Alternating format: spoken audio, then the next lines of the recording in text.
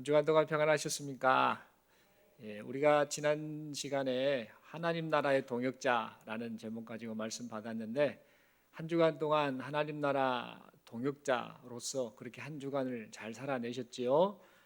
그리고 나뿐만 아니라 나와 함께하는 이들이 하나님 나라 동역자로서 잘 살아갈 수 있도록 함께 돕는 역할, 이런 역할을 여러분들이 잘 하셨을 거라고 믿습니다.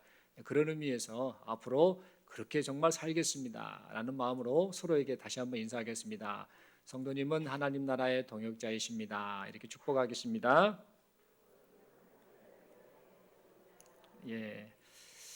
이렇게 이런 소망 가지고 우리가 함께 예수 안에서 한 공동체를 이루어 사는 것 자체가 참 복이고 감사의 조건이다라고 생각을 하게 됩니다.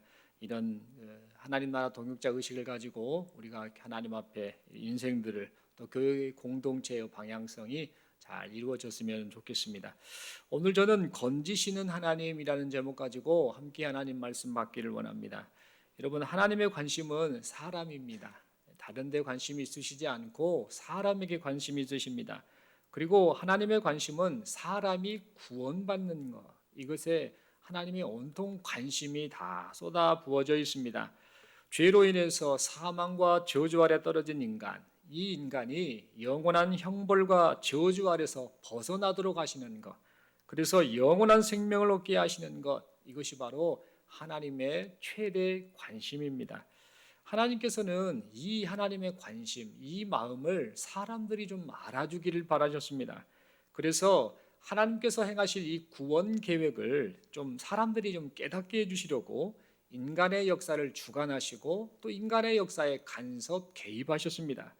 그 대표적인 사건이 바로 이스라엘 백성들이 애굽 땅에서 탈출했던 출애굽 사건입니다. 출애굽 사건은 애굽왕 바로의 탄압과 핍박 속에 있었던 이스라엘 백성들이 하나님의 놀라운 은혜로 애굽에서 탈출하게 된 사건을 의미합니다. 또한 이 출애굽 사건은 단순히 애굽 땅에 살았던 이스라엘 백성들이 탈출하는 이것만을 의미하는 것이 아니라 사실은 종국적으로 인간이 죄와 사망 아래 있었는데 이 죄와 사망 아래 있었던 인간이 예수님을 통하여 탈출하게 될 것을 미리 보여주는 사건, 다른 말로 예표하는 사건이라고 말할 수 있겠죠.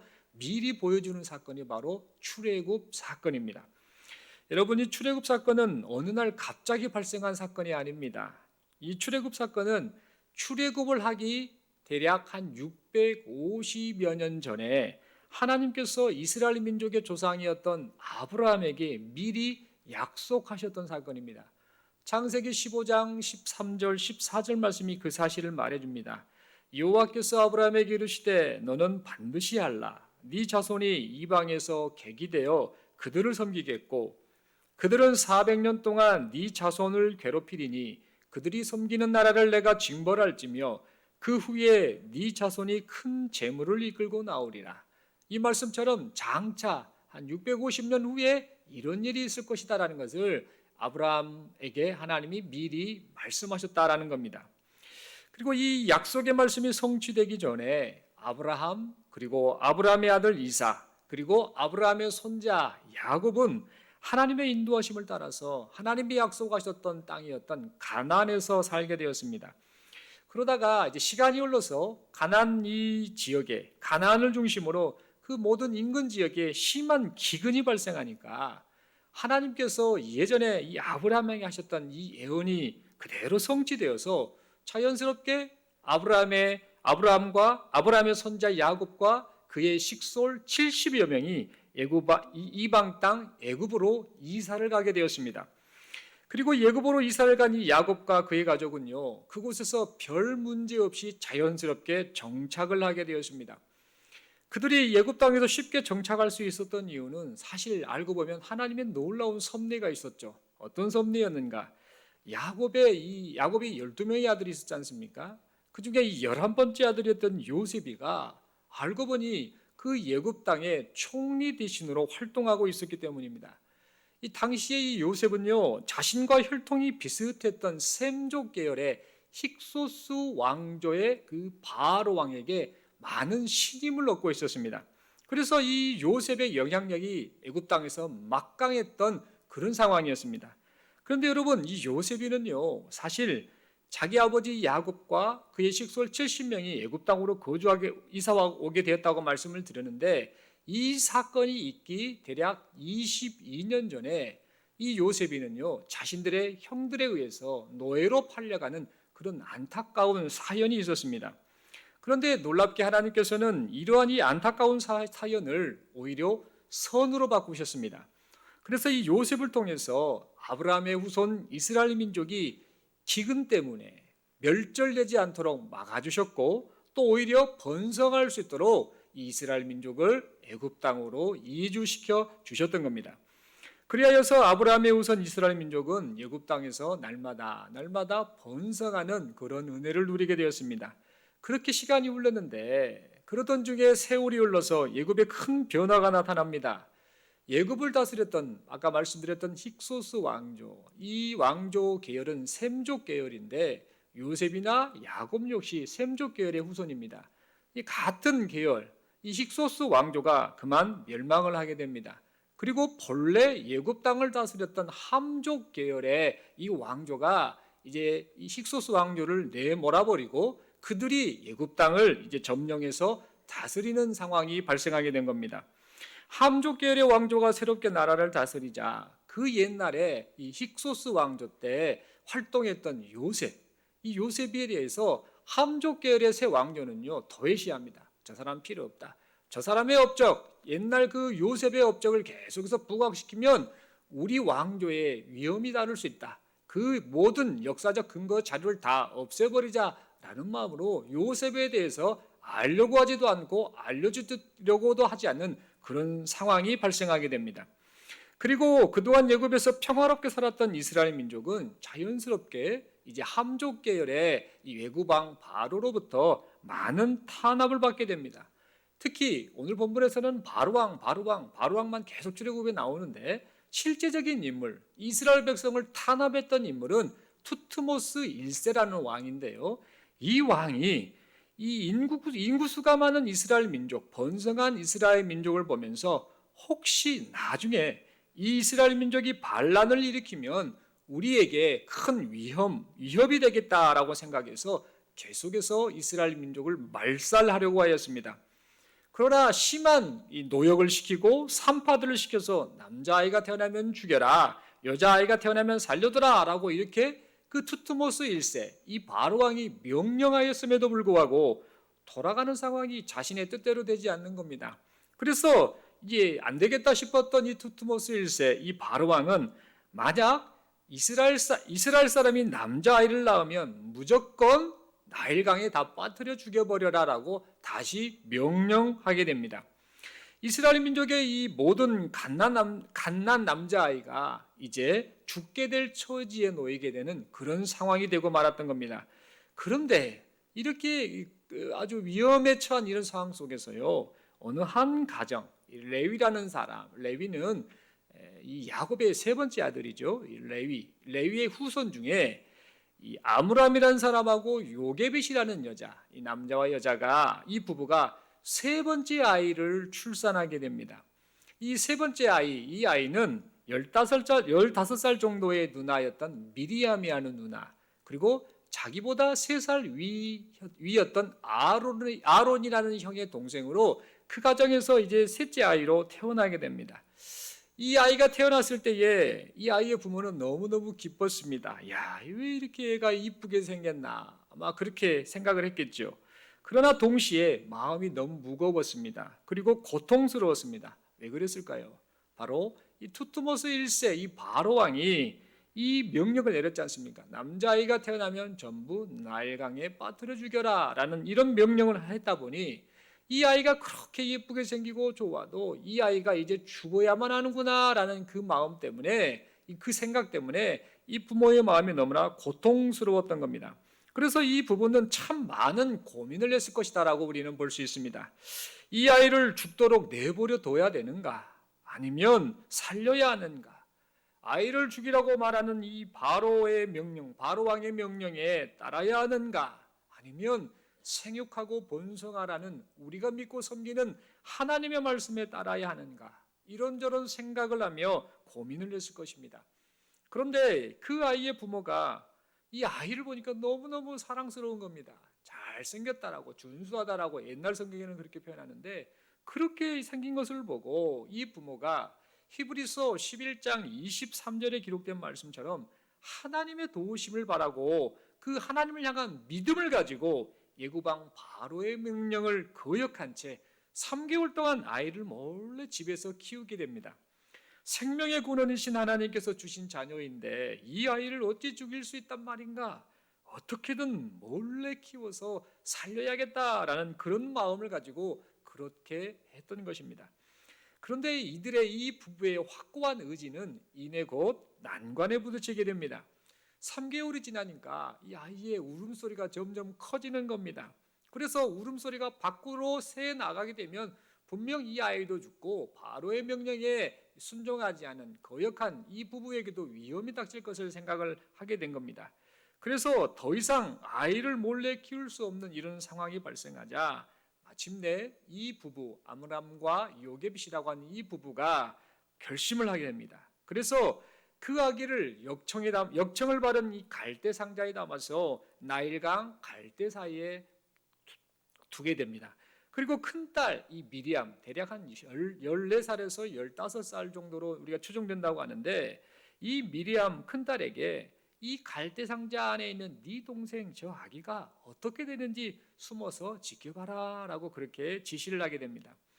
이 부부는요, 이 세 번째 태어난 이 아이를 살리기 위해서 자신들이 할 수 있는 최선의 노력을 다하였던 겁니다.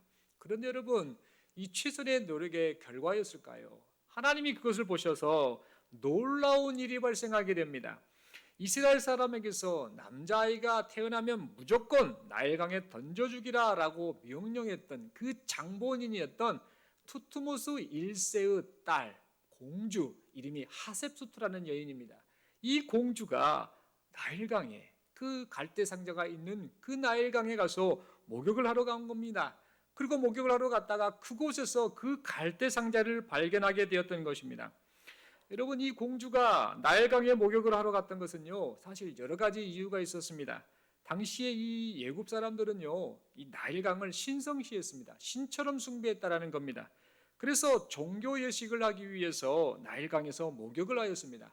그리고 이 나일강에서 목욕을 하게 되면 우리가 오래 산다, 장수한다라고 그렇게 믿었고, 뿐만 아니라 이 나일강이 우리에게 복을 주기 때문에, 이 신이 우리에게 복을 주기 때문에 우리가 자녀도 많이 나는 다산의 복을 누릴 것이다라고 그렇게 사람들은 믿었습니다.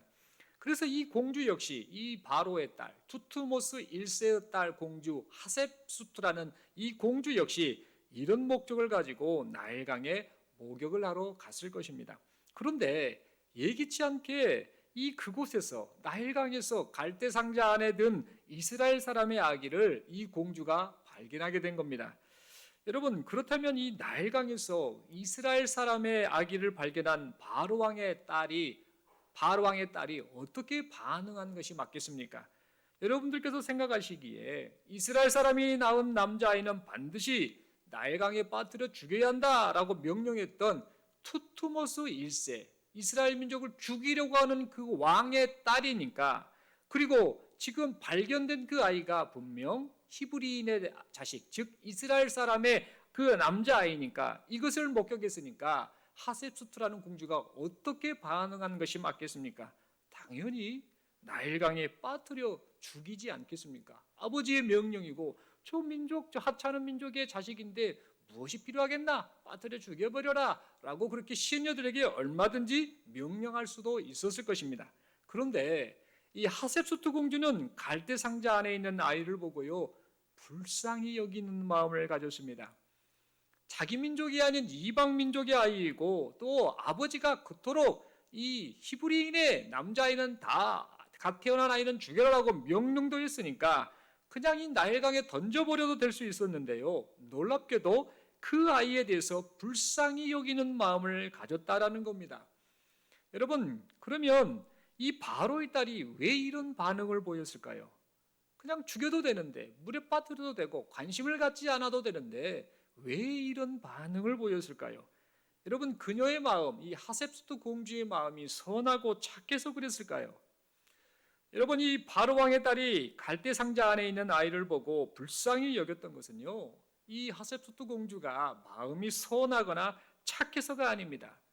그녀가 그래서 그런 것이 아니라 그런 불쌍히 여기는 마음을 갖도록 하나님께서 모든 환경을 조성하셨기 때문입니다. 환경을 조성하셨다. 도대체 무슨 환경을 조성하셨을까? 여러분, 이 바로 왕의 딸 이 하셉스트는요, 사실 사연이 참 많은 여인이었습니다. 예굽 왕조에 관한 이 자료에 의하면은요, 이 하셉스트 공주는 아버지 투트모스 1세의 딸이라고 했지 않습니까? 이 엄마와 아빠 사이에 태어난 무남동녀, 외동딸로 태어난 여자가 바로 하셉스트입니다. 이 공주는요, 나중에 자신의 남편과 결혼하는데 그가 투트모스 2세라는 왕이 되는데 이 사람과 결혼해서 자식을 하나 얻게 됩니다. 근데 그 자식이 딸입니다. 근데 이 어렸을 때 이 딸아이가 그만 죽고 맙니다. 그러니까 이 여자는 더 이상 자식을 낳지 못하고 자식 없이 늘 자식에 대한 그리움, 자식이 없는 서름 가운데서 그렇게 살아왔습니다. 그래서 자식을 얻고자 하는 소원을 품고 다산의 복을 준다라고 애굽 사람들이 믿었던 나일강에 가서 목욕을 하러 갔던 겁니다. 그런데 이 나일강에 와서 갈대 상자 안에 있는 잘생긴 아이 하나를 보았죠. 이때 이 공주의 마음이 어떻겠습니까? 이 공주는 이 아이가 분명 히브리인의 갓난 남자아이라는 것을 알매도 불구하고 이 아이는 분명 그동안 내가 그렇게 자식에 대한 그리움, 죽은 아이에 대한 그리움, 자식 없음에 대한 아픔, 이것을 마치 나일강의 신이 내게 복을 주셔서 선물한 아이임에 틀림없다라고 그렇게 믿었던 것입니다. 그래서 그녀는 나중에 이 아이의 이름을 모세라고 지었죠. 실제로 이 모세라는 말은 이 애굽어에서 파생된 단어인데요. 모세스라는 단어로 표현을 합니다. 이 모세스에서 모는 물이라는 뜻을 가지고 있고 우세스라는 단어는 건지다라는 뜻을 가지고 있는데 이 여인은 이 아이의 이름을 그렇게 지은 겁니다. 즉 내가 이 아이를 물에서 건져냈다라는 그런 의미로, 다시 말해 나일강, 내가 믿는 이 나일강의 신이 나에게 자녀를 주었다라는 그런 믿음의 고백으로 그녀가 나름대로 그런 신념을 가지고 그렇게 아이의 이름을 지었던 겁니다. 그런데 사실 여러분, 이 여인은, 이 하셉스트 공주는 자신의 아이를 물에서 건졌다라고 했는데 사실은 그 아이를 나일강 그 죽음 앞에서 건지신 분은 하나님이셨던 겁니다. 하나님의 그 놀라우신 섭리하심 속에서 이 모든 것이 이루어졌던 겁니다. 모세를 통해서 하나님께서는 이스라엘 민족을 애굽왕 바로의 손아귀에서 구원하시려고, 그리고 이 모든 상황을 주관하고 개입하시고 이끌어 가셨다라는 사실입니다.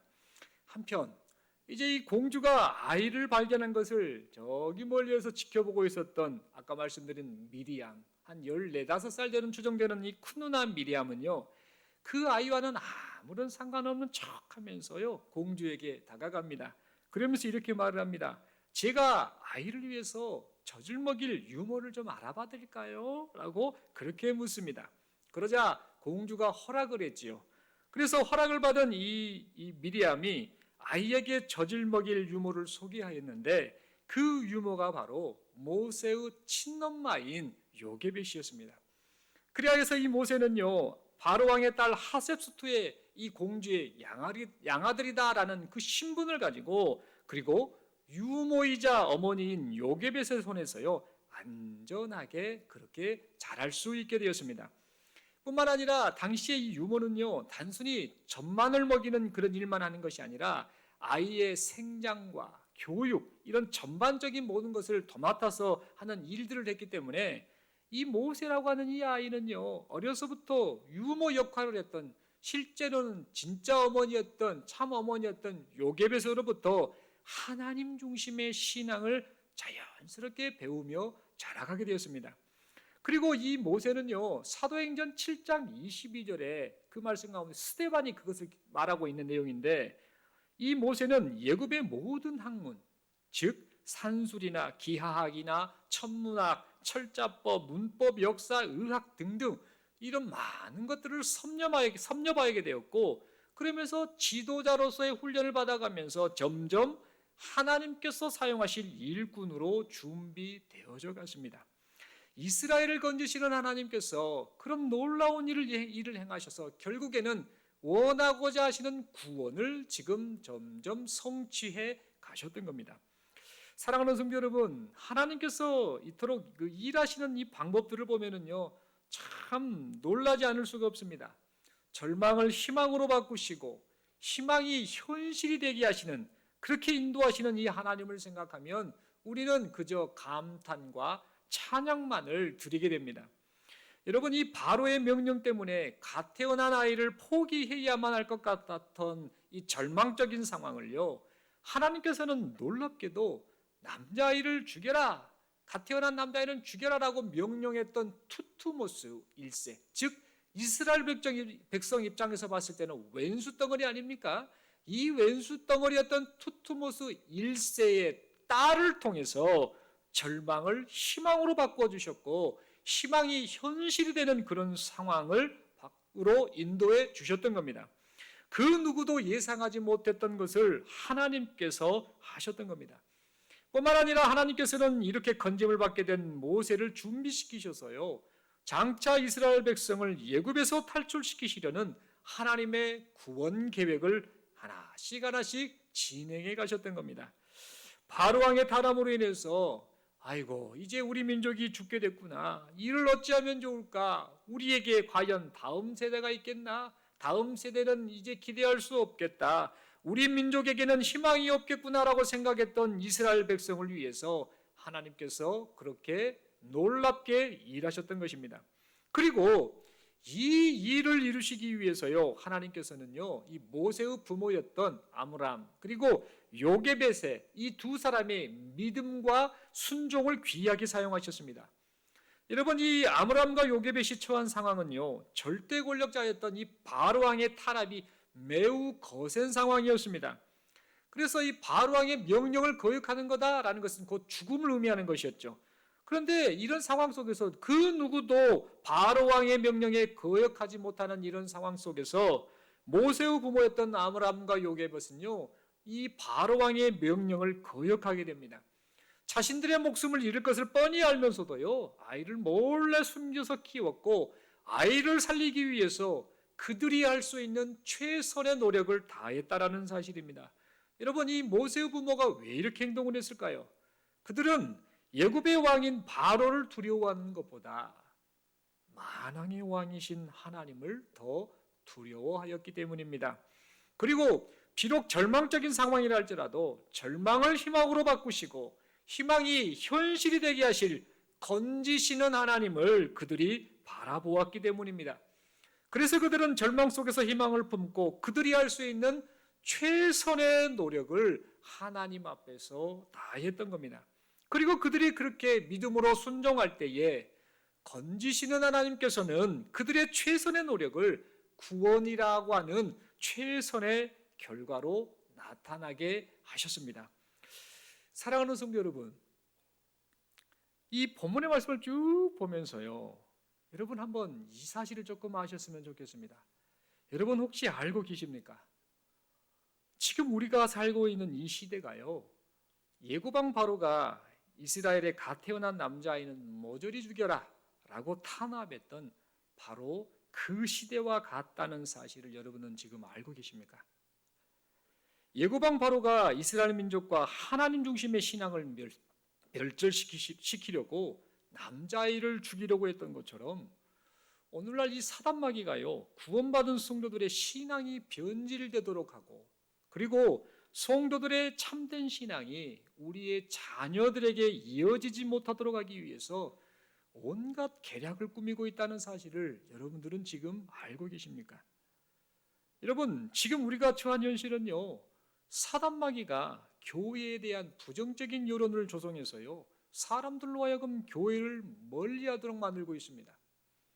우리의 자녀들이 불신앙적인 사상의 영향을 받아서 하나님이 어디 있답니까? 하나님이 안 믿어져요 라고 그렇게 불신하도록 만들고 있습니다. 온갖 이단들은요, 이 진리의 말씀을 왜곡해서 성도들로 하여금 진리의 말씀을 믿지 못하게 하고 잘못 믿게 해서 결국에는 성도들의 신앙을 병들게 하는 그런 상황이 지금 우리가 겪고 있는 상황입니다. 뿐만 아니라 코로나라는 이 질병, 코로나, 지긋지긋한 이 이름 코로나라는 이 질병은요, 사단마귀가 성도들의 신앙을 나태하게 만들고 하나님을 점점 멀리하게 만드는, 그렇게 하는 주된 무기로 사용되고 있는 것, 이것이 바로 코로나라는 질병입니다. 그래야 해서 지금 현재 우리는요, 우리 자신이, 그리고 우리 가족이, 우리 자녀가, 우리의 이웃들이, 교회 공동체에 속한 우리의 지체들이 점점 영적인 죽음에 빠져가고 있는 그런 상황에 직면해 있습니다. 그러므로 여러분, 우리가 지금 처한 현실을 직시해야 합니다. 그냥 출애굽기 시대에 있었던 그 사건은 그 사건이고 내가 사는 상황은 다르다라고 생각할 것이 아니라 지금 심각하게 영적으로 죽어가는 이런 상황이 지금 우리가 직면한 현실이라는 사실을 우리는 잊지 말아야 한다는 겁니다. 우리가 지금 영적으로 죽게 되었다라는 사실을 어서 깨달아야 한다는 겁니다. 그리고 영적으로 죽게 된 이 시대 속에서 지금 우리 자신이 무엇을 해야 할 것인지를 깊이 생각해 보아야 합니다. 하나님께서 모든 것을 다 알아서 하신다라는 믿음을 빙자한, 다시 말씀드리겠습니다. 하나님이 다 알아서 하실 거야. 구원을 알아서 다 베푸실 거야. 알아서 다 은혜 가운데 인도하실 거야 라고 하는 믿음을 빙자한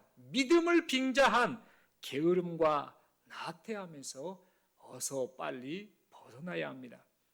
영적으로 죽어가고 있는 내 자신, 영적으로 죽어가고 있는 함께하는 이웃을 그대로 방치하고 있는 어리석은 모습에서 어서 빨리 돌이켜야 합니다.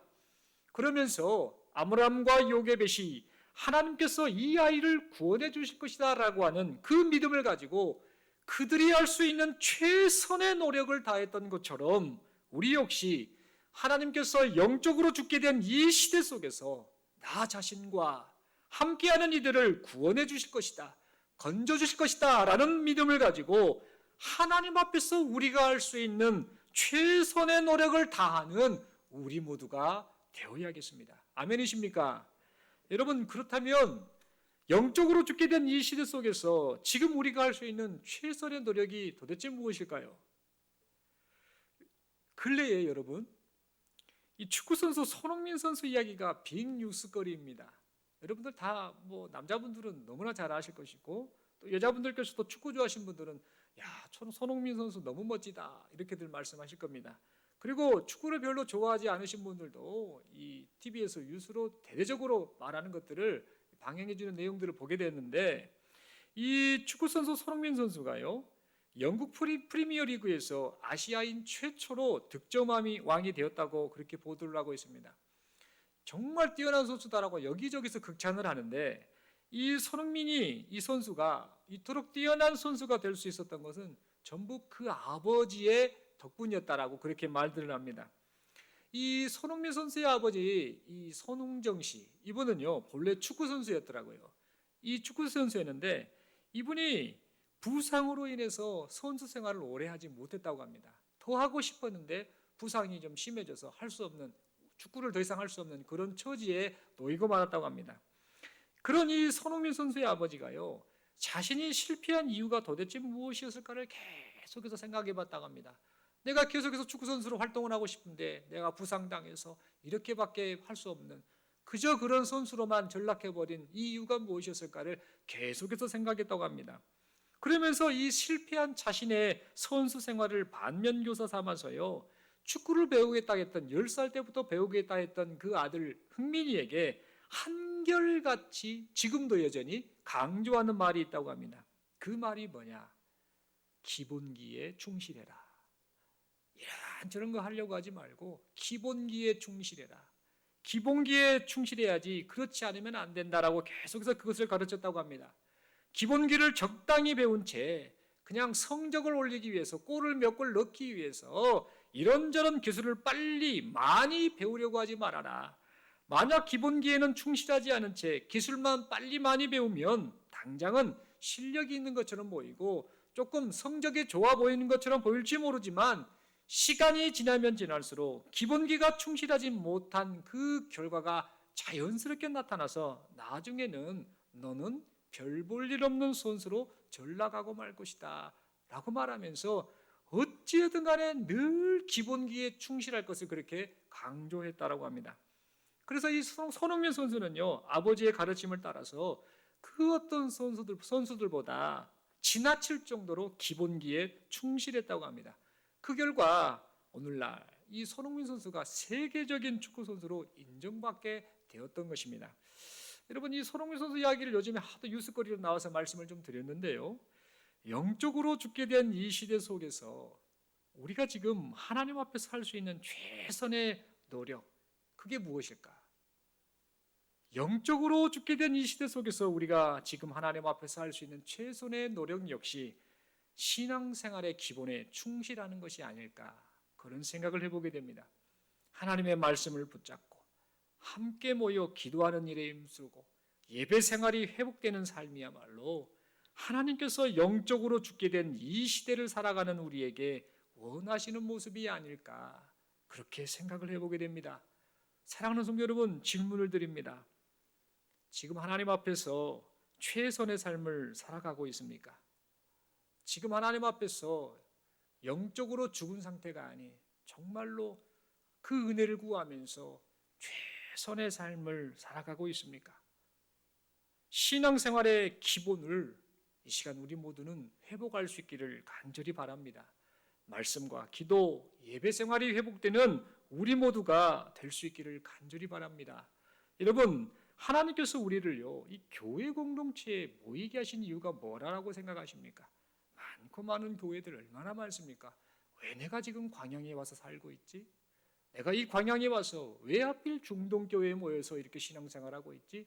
왜 그냥 여기저기 인터넷으로든지 이런저런 곳에든지 얼마든지 예배도 할 수 있고 다 할 수 있는데 왜 하나님께서 중동교회 공동체에 소속시켜서 이곳에서 신앙생활을 하도록 하셨지?